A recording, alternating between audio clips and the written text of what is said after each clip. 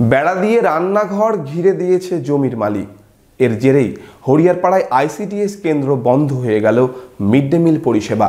জমি মালিকের দাবি, তার কেনা জায়গায় সরকারি ভবন রয়েছে। যদিও বিডিওর আশ্বাস বন্ধ করা ঠিক হয়নি, ব্যবস্থা নেওয়া হবে। বহরমপুর শহরে এবার lifestyle club. Join the arena club at golden retreat. Spa, salon, swimming pool থেকে রেস্টুরেন্ট, লাউঞ্জ বার, জেলার একমাত্র discotheque ignition. Enjoy your quality time with golden retreat. Don't miss. Mid day meal রান্নার জায়গা ঘিরে দিয়েছেন জমির মালিক।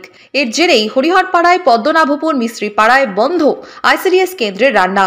হরিহরপাড়ার পদ্মনাভপুর মিস্ত্রি পাড়া আইসিডিএস কেন্দ্রে সরকারি ভবনের পাশেই রয়েছে মিড ডে মিল রান্নার ঘর।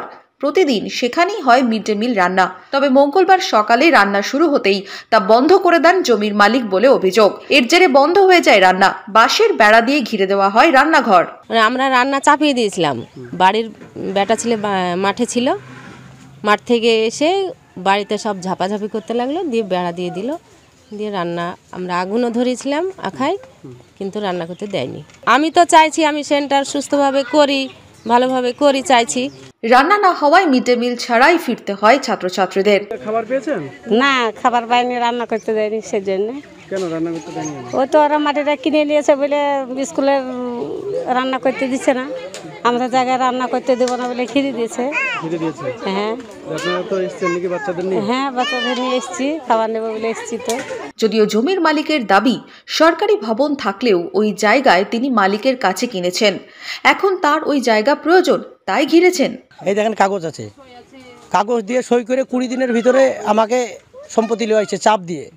এমনকি বলেছে এই 6 গুণ্ঠা মাটি স্কুলের ভিতরে আছে, আমরা এটা নিব না, সরকারি প্রতিষ্ঠান পাওয়া যায় না। হ্যাঁ, সেটাও আমাদেরকে জোর করে দিয়েছে আর কি, পুলিশ দিয়ে চাপ দিয়ে দিয়েছে। হ্যাঁ, স্কুলের মাস্টারকেও বলেছি, আমরা প্রায় মাঝে মাঝে বলি, কিন্তু আমাদের কথা গ্রাহ্য হয় না। আজ আমাদের সম্পত্তি আমরা যতটুকু কিনেছি ঘিরে দিয়েছি, যা করার সরকার ভাববে, আমাদের জায়গা ঘিরাই থাকবে। যদিও এ নিয়ে বিডিও জানিয়েছেন, সরকারি প্রতিষ্ঠানকে বন্ধ করা চলবে না, তদন্ত হচ্ছে। বন্ধ করা ঠিক হয়নি, বন্ধ যাওয়া ঘর মুক্ত করার ব্যবস্থা করা হবে। মানে যেহেতু একটা বিল্ডিং হয়ে গেছে, এখন যেহেতু বিল্ডিং হয়ে গেছে, সেই জায়গাটা তো অবশ্যই সরকারি জায়গা বলতে হয়। আর এখন আশেপাশে কি আছে, ধরফের কি ছিল না ছিল, সেটা আমরা তদন্ত করে দেখব। আর সেটা বন্ধ করাটা ঠিক হয়নি, সেটা আমরা ইমিডিয়েটলি খুলানোর ব্যবস্থা করব। তবে এখানে প্রশ্ন উঠেছে, সরকারি প্রতিষ্ঠানের জায়গায় কিভাবে বিক্রি সম্ভব? হরিহরপাড়া থেকে মামিনুল ইসলামের রিপোর্ট, ইমাজিন কমিউনিটি মিডিয়া।